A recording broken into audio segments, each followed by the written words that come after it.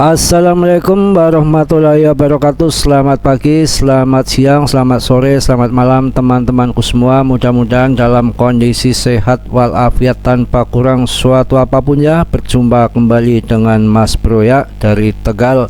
Yang belum subscribe tolong di subscribe agar channel ini bisa berkembang lebih baik lagi. Yang sudah saya ucapkan banyak-banyak terima kasih ya. Sangkut cuan, sangkut dan cuan. Memang pada sangkut kot Anda akan saya didik hari ini supaya Anda pinter, Anda pandai untuk pemula, supaya Anda tenang ya, terutama supaya nggak mengharapkan ya besok kapan naiknya, kapan jadi kayanya, kapan jadi jutawannya. Supaya Anda ngerti, supaya Anda tenang ya, jangan apa yang namanya Anda yang didengarkan atau mencari berita-berita hanya seputaran di token micin yang ngebul-ngebul. Jangan ya, sekali-kali Anda jadi orang cerdas, jangan terlalu mimpi micin melulu kan kacau. Sekali-kali jadi orang pinter nih kayak Mas Bro ini ya, banyak baca berita, banyak lihat-lihat ya.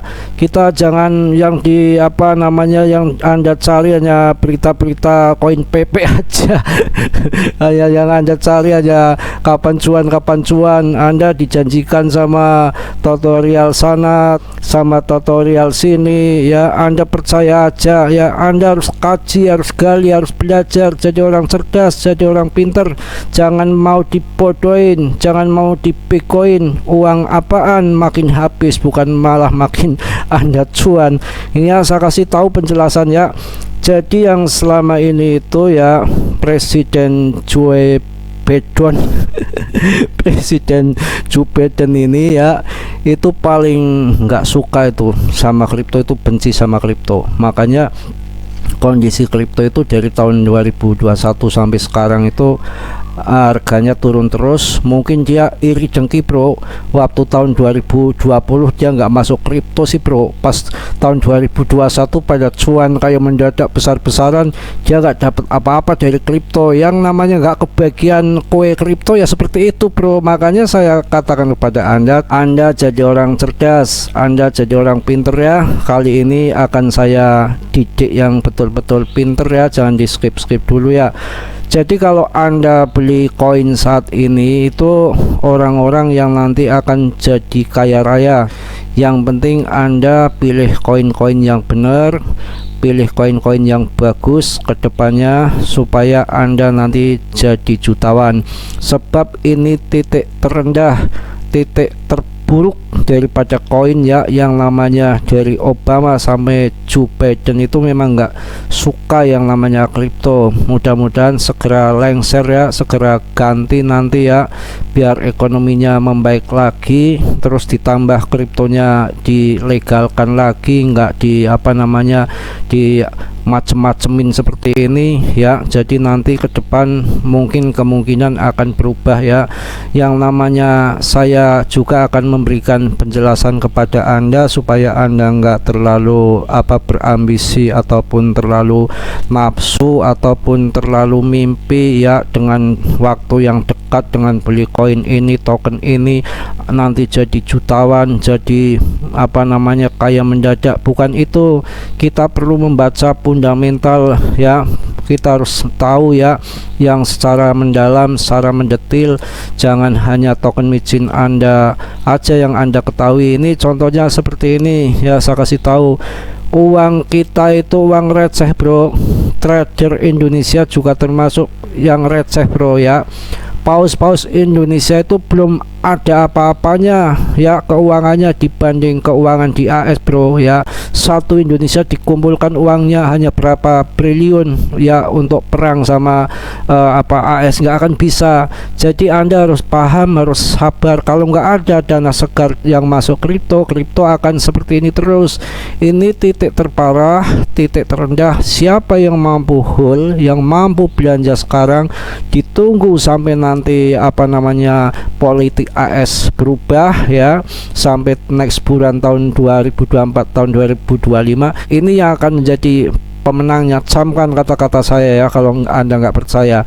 Jadi ini ya, Anda perlu belajar ya, Anda perlu melihat berita-berita banyak sekali ya, di CNN ada, di Sindo News ada ya, ini berita satu juga ada ya, yang namanya AS itu sekarang ini Anda bisa baca-baca sendiri ya, Mbah bacakan sedikit juga nggak apa-apa ya. Utang Amerika Serikat itu melonjak hampir 3 kali lipat sejak 2009 bro, untuk membiayai belanja pemerintah atas persetujuan Kongres.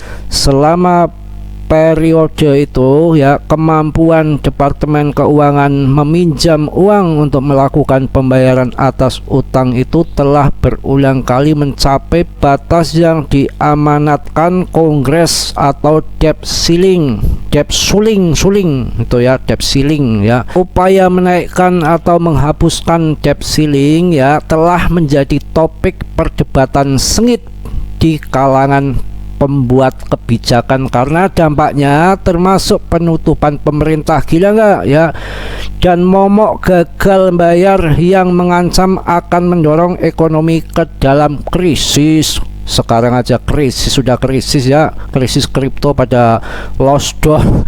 Ini Anda harus banyak membaca supaya Anda pinter. Koin micin lagi, PP lagi makin nanti ini channel ini banyak dikeroyok holder PP. Biarin, ini kan hanya contoh aja ya.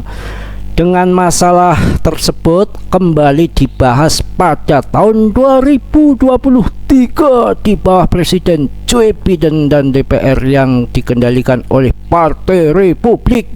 Para ekonom memperingati ya konsekuensi bencana jika Departemen Keuangan tidak dapat lagi membayar utang segera. Wow, kalau Amerika nggak bisa membayar utang, goncang gempa dunia. Kalau gempa di kasur mending ini nggak berdedikasi. Ini lagi ngobrol yang betul, yang serius bro. Anda kalau ngobrol yang serius larinya kemana-mana ya, nanti santai pusing. Ini yang dibacakan politik dan ekonomi dunia yang sekarang menjadi adik kuasa ya, apa nggak hebat? Ya, orang Tegal yang dibahas ya, Kongres Joe Biden ya, DPR Amerika, gila nggak? Sok tahu sok pinter ya, kita belajar dong ya. Masa nggak boleh kita orang Tegal mau belajar? Nggak boleh. Jangan Anda kira orang Tegal nggak kaya kayak warteg. Ini ya bro ya. Jadi ini saya kasih tahu yang serius ya. Menurut Council ya, menurut Council on Foreign Relations Debt Ceiling atau apa ini bro? Pagu utang ya. Pagu tahu nggak? Ada tahu nggak? Pagu bukan tahu, pagu utang tahu nggak? Coba apa itu pagu utang?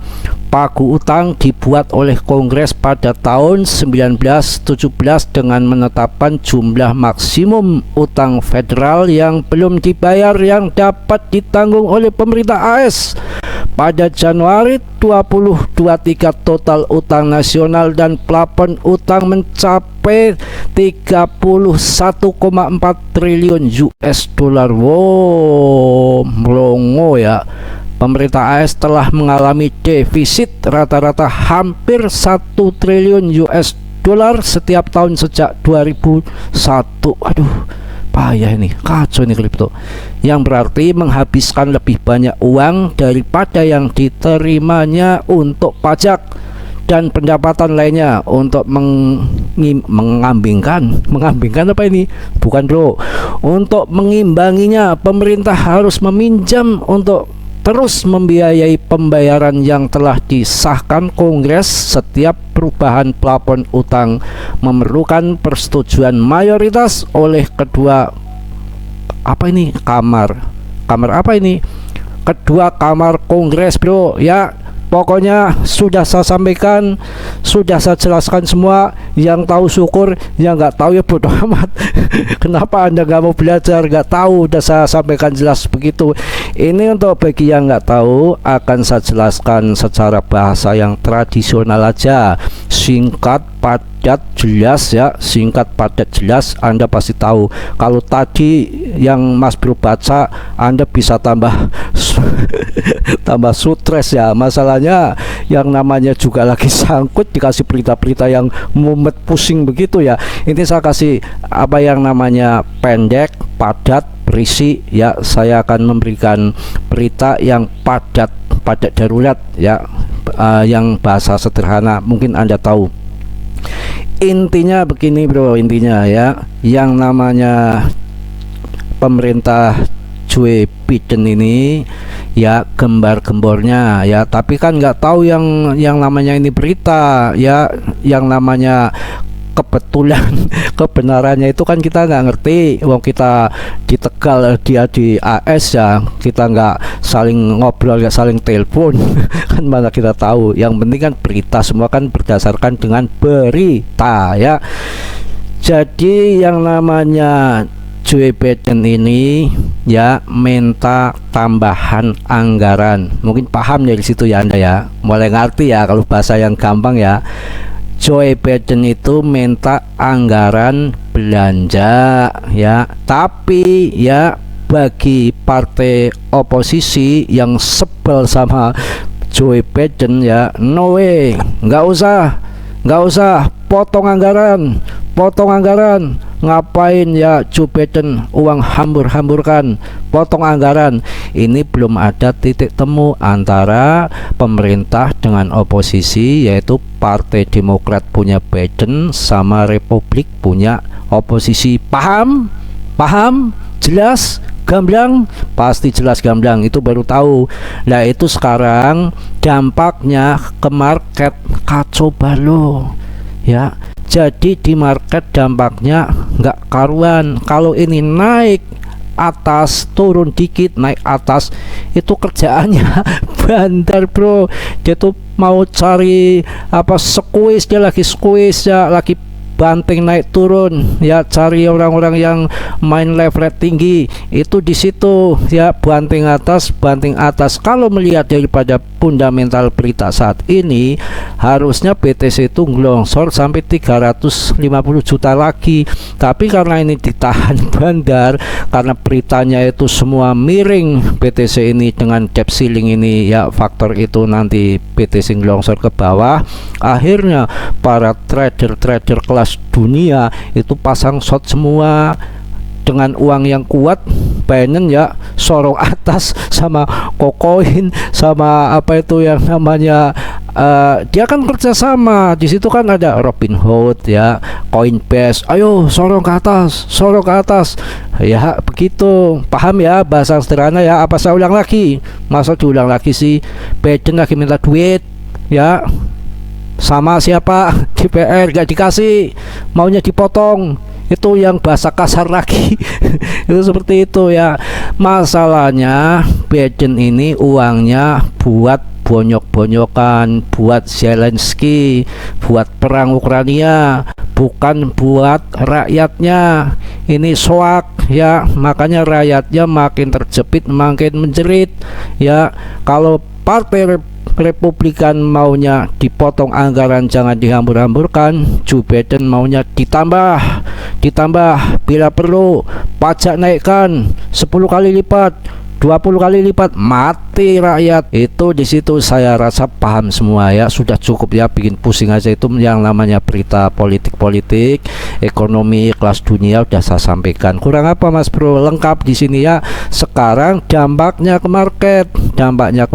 Marketnya gantung seperti ini. Bukan barang Anda yang gantung. Ini dampaknya ya, market gantung. Saya akan memberikan kesimpulan ya. Ini kesimpulan, bukan Mas Saiful, bukan. Kesimpulannya ya, sekarang market harganya hancur jatuh. Kita bersabar ya. Bagi yang sudah nggak punya duit ya bisanya bersabar.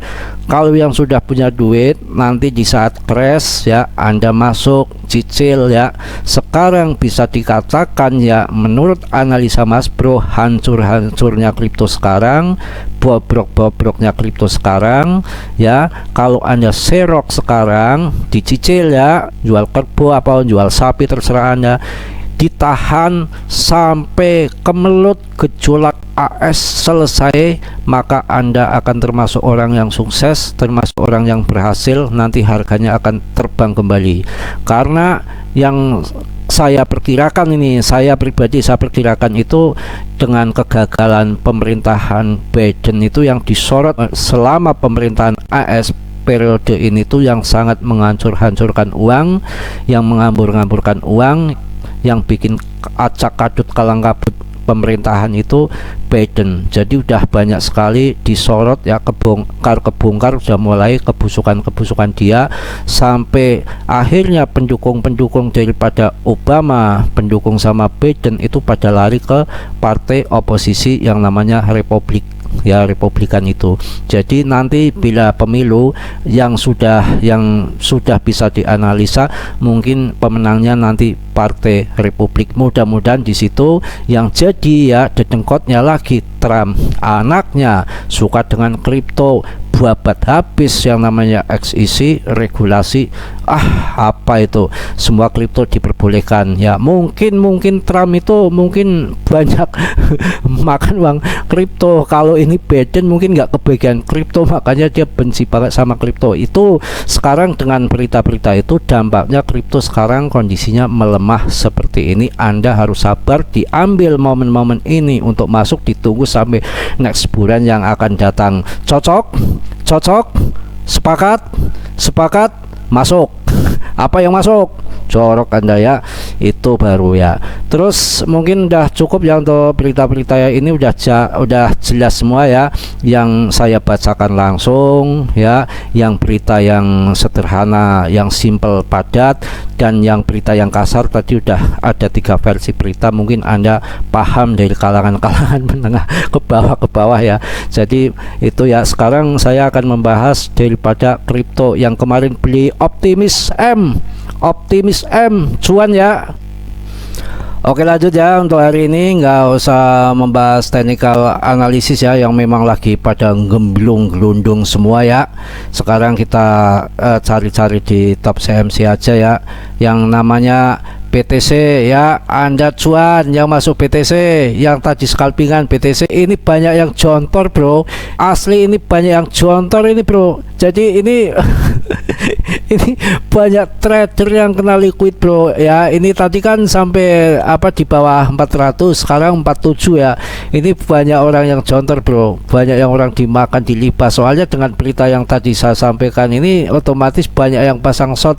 Jadi ini kalau sekarang naik Anda nggak usah terpancing. Ini yang mainkan ya ini bandar, nanti ada penurunan kembali. Kalau memang debt ceilingnya nggak terjadi kesepakatan ya, nanti baku hantam makin blesek-blesekan, krisis-krisisan ya, bodo amat lah ya. Kita udah masuk di PP ini sama di pris ya. Aduh, ini nggak karuan ini. Nah ini kan BNB juga ikutan semua ikutan naik, SRP lumayan ya. Ya ini kalau Anda beli koin-koin yang top CMC ini, Anda nggak sampai ibaratnya turun begitu jauh. Kalaupun turun begitu jauh, kita nggak perlu khawatir, suatu saat akan harganya akan naik seperti kilat ke depannya. Yang namanya ini harga paling dasar saat ini yang namanya top CMC, kita nggak takut ya. Polygon tuh ya kemarin kan 12, ini sudah 13, lumayan cuan, selamat yang Polygon. Ini Solana ini lagi turun, ini kalau mau masuk Solana juga boleh, ini kalau ngeban bisa kuat. Ini banyak pasang short kemungkinan ya. Solana kemarin juga ada yang namanya Optimis ya, Optimis, tapi ada di bawah Optimis tuh juga lumayan naik ya. Philcoin. Jadi ya Arbitrum nggak usah takut. Kemarin ada yang nanya ya, Sui sama Arbitrum bagus mana? Jelas bagus ARP-nya. ARP itu kan yang namanya teknologi yang di Sui itu di ARP itu ada semua yang lebih komplit, lebih kompak, lebih banyak ya. Jadi nggak usah khawatir ya.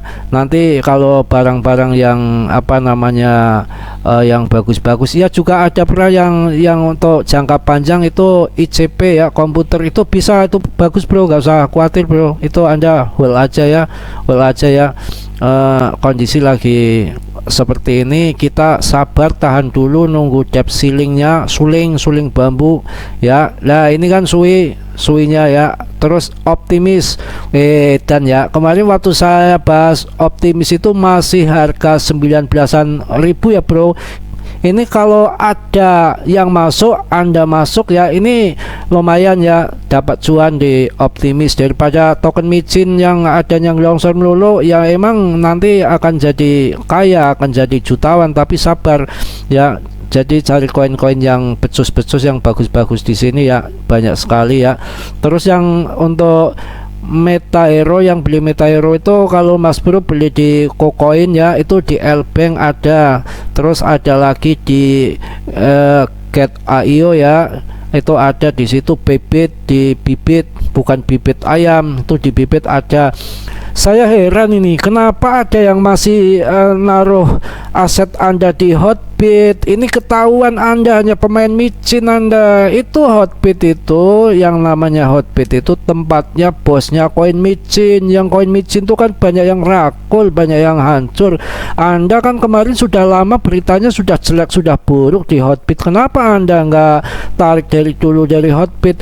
Nggak usah masuk Hotbit. Kalau mau masuk yang emang gudangnya koin micin, jangan di Hotbit sayang ya. Saya kasih tahu Lbank itu maju ya, bukan giginya maju.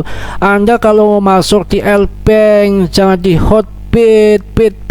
Aduh, saya itu feelingnya kuat dari awal saya bermain kripto aja. Begitu melihat apa yang namanya itu website exchange-nya Hotbit, saya sudah nggak tertarik. Masih mending di Lbank bro, di Lbank bro. Anda aduh, kenapa ya, masa sampai exchange aja harus Mas Bro kasih tahu mana yang bagus, mana yang jelek ya. Exchange itu kalau yang di Indonesia ada ya masuk Indodax kalau Gaspinya yang mau gede, tapi ya aman. Kalau yang mau ini ya di pintu bisa, di jendela pintu sama TKO, toko kripto. Kalau Mas Bro langganannya toko kripto yang kita orang kere, maksudnya gaspinya dikit cari yang dikit-dikit aja ya. Ya gimana namanya cuannya aja nggak ada buat untuk gaspi gede kayak Indodax ya Mas Bro, yang plek dong ya. Kita cari yang ini aja yang murah di TKO. Juga yang saya senengnya itu yang TKO Lancar Jaya, nggak ada yang namanya apa itu maintenance bikin kesel gitu. Mau TP macet kayak ada si komonya atau gimana itu. Jadi Anda ketahuan pemain micin jangan sampai masuk di Hotbit. Anda ini gimana, Anda gimana? Itu saya rasa udah cukup ya, kita main yang di aman-aman aja ya. Kemarin yang sudah beli di apa namanya Meta Hero di apa, terus satunya itu Blocktopia, Anda hold aja. Itu koin-koin yang fundamental bagus. Jadi Mas Bro di sini saya ngasih lengkap. Kalau yang uangnya agak gede ya, masuknya 10-20 juta ya, Mas Bro sarankan ya masuknya ke Top CMC ini. Ada BNB, ada XRP, ada Cardano, ada Polygon. Kok bahas banyak Mas Bro, kan kita orangnya berlapis-lapis. Saya kan bilang uangnya yang hanya di bawah 1 juta pingin 3 koin 4 koin ya, itu untuk itu ya. Di Meta Hero ya, di hot holo ya, bukan Hotbit. Ada bilangnya hot itu apa, Hotbit itu enggak, hot itu holo ya, holochain ya, itu bukan Jackie Chan, holochain itu yang pertama. Terus yang keduanya itu yang namanya VRA, kan di Indodax ada VRA. Terus Depcoin, bukan Dep Ceiling kalau AS Dep Ceiling, kalau Indodax Depcoin itu Depcoin. VRA hot ya, hot itu holochain ya, bukan Hotbit ya. Itu Anda simpen di situ sampai untuk dashboard yang akan datang. Jadi Mas Bro ini membahas banyak koin, Anda jangan bingung, Anda jangan serakah, Anda jangan berpikiran macam-macam sama Mas Bro. Kalau Anda berpikirannya pendek, pusing ini Mas Bro, setiap koin dibahas bagus semua. Bukan itu ya, Mas Bro itu bisa melihat dari sini. Ada yang uangnya 100 juta silakan masuk BTC sama ETH. Saya tahu Anda jangan dikira Mas Bro nggak bisa melihat gigi Anda aja anonim ya, makanya senangnya mau di press, Anda aja fotonya nggak pernah nongol, adanya tulisan ABC anonim Anda. Jadi gitu ya. Jadi Mas Bro itu jasa terawang di sini yang uangnya ratusan juta masuk BTC, masuk di apa namanya BNB, sama itu yang satunya lupa Mas Bro. ETH ya, sama ETH ya, itu kan di sini berlapis-lapis yang uangnya 20-an juta sampai 30 10 juta kan, itu kan termasuk uang gede ya. Itu masuk Polygon, XRP ya kan, harganya sama itu standar. Di situ ada ARB, Arbitrum itu ya, masuk di situ ya. Saya bilang kan yang uangnya di bawah 1 juta kasihan untuk beli BNB nggak dapat satu koin ya. Saya kasih yang cuannya gede ya, saya masukkan untuk di Meta Hero sama di apa itu namanya Blocktopia yang harganya masih receh, punya fundamental yang bagus ya. Uang 100-200 ribu dapat token banyak ratusan bahkan ribuan itu. Jadi Mas Bro di sini tuh bisa melihat ya. Mungkin itu ya untuk hari ini, saya udah banyak ngobrol masalah fundamental dunia. Jadi Anda ya, saya kasih tahu kesimpulannya, jangan berharap kripto terlalu tinggi dulu, terlalu berhayal untuk cuan. Ada masanya, ada waktunya ya. Kurang lebihnya itu nanti 2024 setelah intriknya Amerika selesai ya. Itu yang pertama. Setelah regulasi kripto sudah selesai, sudah nggak ada yang ngeban lagi, sudah nggak ada yang macem-macem lagi seperti SEC ya, presiden sudah berganti, sudah nggak apa yang namanya benci sama kripto kayak Joe Biden, sudah aman terkendali.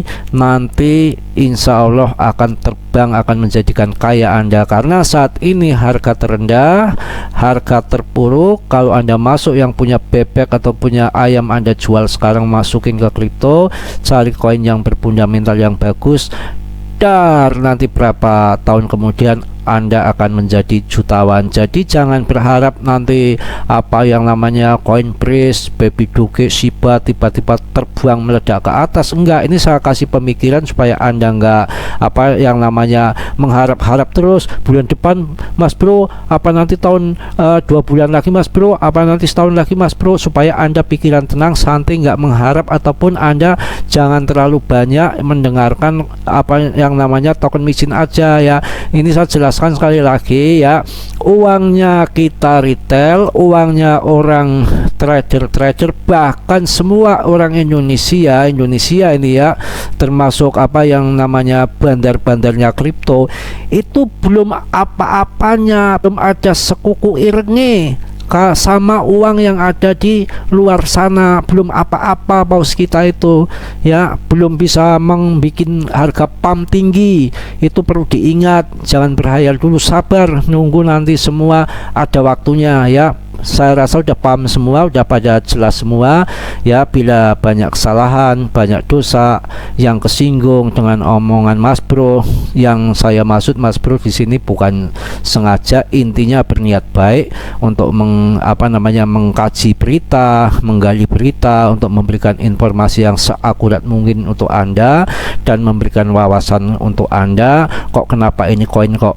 masih begini-begini, kok belum naik, itu udah saya bahas semua tadi, masalah debt ceiling, masalah segala macam. Mudah-mudahan bermanfaat bagi Anda semua ya. Kalau Mas Bro banyak salah, ngomong kelepotan, banyak dosa, mohon dimaafkan ya. Yang namanya manusia Mas Bro nggak sempurna, yang sempurna hanya Allah Subhanahu wa Ta'ala ya. Mudah-mudahan teman-temanku semua dalam kondisi sehat walafiat tanpa kurang suatu apapun. Yang belum subscribe tolong di subscribe ya, agar channel ini bisa berkembang lebih baik lagi ya. Salam Mas Bro dari Tegal. Wassalamualaikum warahmatullahi wabarakatuh.